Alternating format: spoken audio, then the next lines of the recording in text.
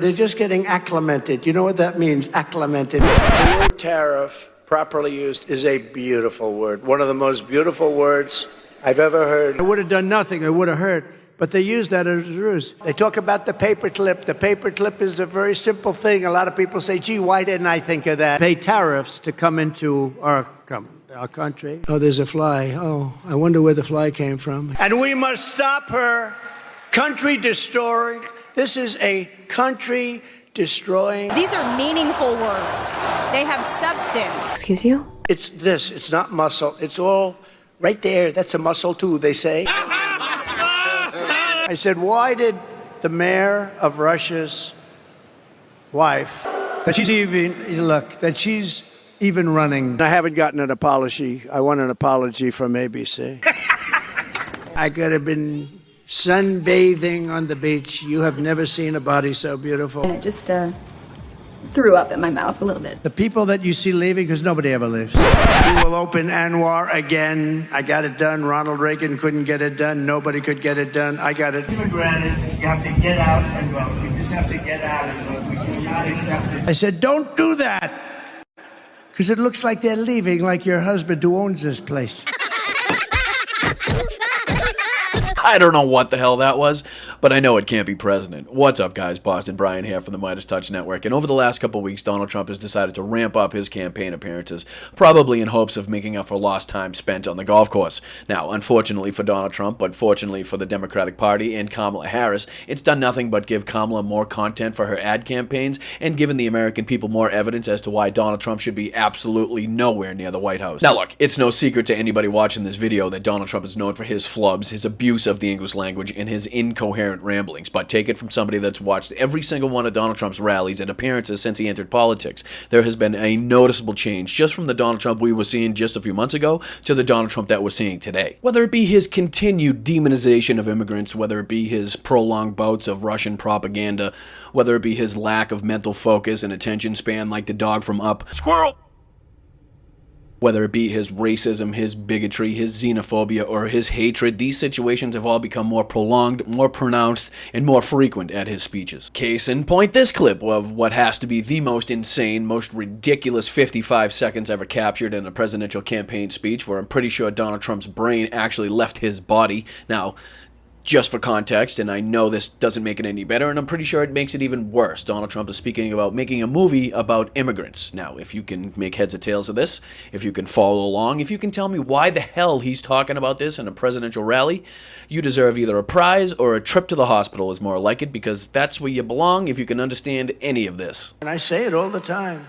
If you wanted to do a movie on some of these people that you're going to be looking at in 2 minutes, if you wanted to do a movie, there's no actor in Hollywood that could play the role.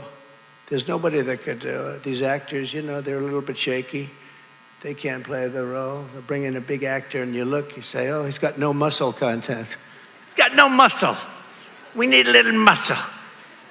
Then they bring in another one, but he's got a weak face. He looks weak.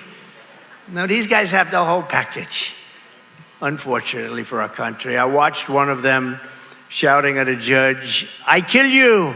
I kill you when I get out. I kill you. And, you know, the judge is like, oh, he's never heard this stuff. And even the guards, you know, they want to look for a new job themselves.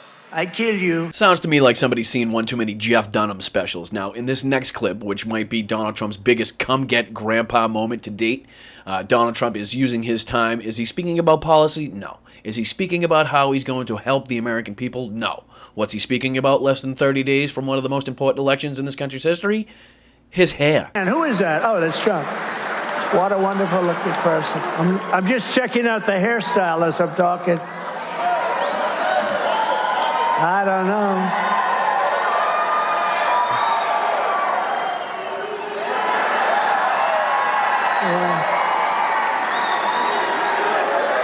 No, I'm checking, I'm talking, I'm looking up, I'm saying, I don't love it. Yeah, everyone don't love it. What the hell can you do? There's nothing I can do about it, right? We're stuck with it. Sorry about that. I don't know how Grandpa keeps getting up on stage. But the beautiful part about that whole thing is we are not stuck with it. November 5th, the American people have every opportunity to get that ridiculous-looking wig and the person attached to it out of American politics for good. And I know what you're probably thinking. You're probably thinking, Bri, there's no way all of his speeches could be like that. There's no way all of his speeches could contain anything as incoherent and ridiculous as what we've already seen in this video. Well, you're wrong, because in this next clip, it doesn't get any better. Ever notice on Fox, they put me on, I do a great job, and then they follow me with a horrible commercial. You know, I say, what the hell is the good of me doing it if Roger Ailes never allowed bad commercials? What's the purpose of me doing a nice show? And then they put 9 horrible commercials on, which are all lies. Now, I'm no campaign strategist, but I'm going to venture out to say that speaking about commercials on Fox News isn't the best way to go about winning elections. Here he is just completely making things up and lying directly to the faces of his supporters in a way only Donald Trump could about hydrogen vehicles blowing up randomly. The new thing is hydrogen. They have hydrogen cars. They have one problem. On occasion, it will blow up. And when it blows up, you are not recognizable. No, you're not even recognizable. This is like a massive bomb being dropped. When it blows up, you are no longer, your wife cannot identify you. Let me put it that way. Is this your husband? Does they show you blood? Is this your husband? I really can't tell. No, so that's a problem they're going to have to work out. And because, as we're witnessing, Donald Trump is very rapidly losing complete control of his mental faculties in use of his Very, very large brain. he's stupidly somehow decided to enter into his presidential campaign speech his illegal plan that he used to have of denying workers overtime pay by hiring other companies and other workers to come in and finish the job, thus denying the original workers the overtime pay that they were due on that job. You know, Donald Trump, man of the people. Because of that, you're going to end up with a lot more overtime. I used to hate to pay overtime. When I was in the private sectors, they say, oh, I don't want over. You know, I shouldn't tell you this. I'd go out and get other people and let them work regular time. It's terrible. I'd say, don't get me 10 other guys. I don't want to have time and a half. So when Trump wasn't randomly and for no reason letting the world know about this illegal scheme he used to have, denying workers overtime pay, accurately depicting what a scumbag, con man, and fraudster he is, he was once again going after and denigrating our military service personnel. Once again downplaying the traumatic brain injury sustained by 110 service personnel after an Iranian strike on a U.S. base in Iraq in 2020. Listen here as Corporal Bone Spurs, the man that received several deferments so we didn't have to go into Vietnam, calls traumatic brain injuries received in the line of duty in Iraq mere headaches. Do you believe that you should have been tougher on Iran after they had launched ballistic missiles in 2020 on U.S. forces in Iraq, leaving more than 100 U.S. soldiers injured? So, first of all, injured. What does injured mean? Injured means you mean because they had a headache, because the bombs never hit the fort. None of those very accurate missiles hit our fort. They all hit outside. And there was nobody hurt other than the sound. It was loud. Now, forgive me if I'm wrong, but I don't think the guy that shits on golden toilets on his privately owned 757 should be the one telling military service members what should and shouldn't be considered an injury sustained in a ballistic missile attack in Iraq. Here he is again, after all the damage we've seen his rhetoric do, going after the Haitian immigrants in Springfield, Ohio, threatening to remove their temporary protective status and deport them back to Haiti if he were to ever get back in office. Or is it Haitian? Springfield is such a beautiful place. Have you seen what's happened to it? It's been overrun. You can't do that to people. They have to be removed. So you would revoke the temporary protected status? Absolutely. I'd revoke it and I'd bring them back to their country. And just to keep you up on how fast these lies have grown and how far the conspiracy theories have gone in MAGA world since J.D. Vance's and Donald Trump's rhetoric began on this situation, here's a Trump supporter in line at one of his most recent rallies talking about what he believes the Haitian immigrants in Springfield, Ohio are doing. Now tell me this isn't the craziest thing that you've ever heard. The Haitians in Springfield, Ohio, I think it's pretty crazy and messed up. So what exactly is happening there for the people that don't know? The Haitians and the people coming over from different countries are eating house pets and barbecuing them and eating them in front of people. And they also shot a bald eagle with a pellet gun. I have no idea what you're talking about. Now, if for some reason the continued demonization of immigrants, people of different skin color and different cultures, on a level only comparable to Hitler and the Nazis, in my opinion, isn't enough for you, well, maybe his demonization of mentally disabled people is? Because I'm sure we all remember when Donald Trump mocked and made fun of that disabled reporter. The poor guy, you got to see this guy. Oh, I don't know what I said. I don't remember. He's going like, I don't remember. Maybe that's what I said. Which, in my opinion, should have been the end of his political career on the spot at that very moment. Unfortunately, it wasn't. Well, he's now graduated calling Joe Biden and Kamala Harris mentally disabled, saying that the only way that anybody could have perpetrated such damage on this country, again, using his words, is if they were mentally disabled. Joe Biden became mentally impaired. Kamala was born that way. Okay? She was born that way.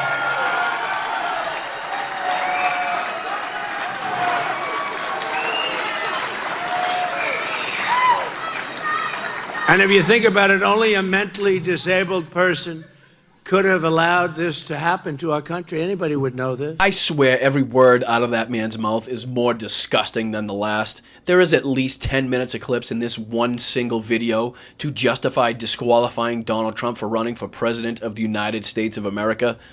There is absolutely no way that anything you've seen in this video would tell you or lead you to vote for this man, to lead this country, to have the nuclear codes at his disposal, to be the head of the armed forces of our military. There is no amount of yelling and squawking from the right that is going to get me to stop calling Donald Trump a threat to democracy, because that is exactly what he is.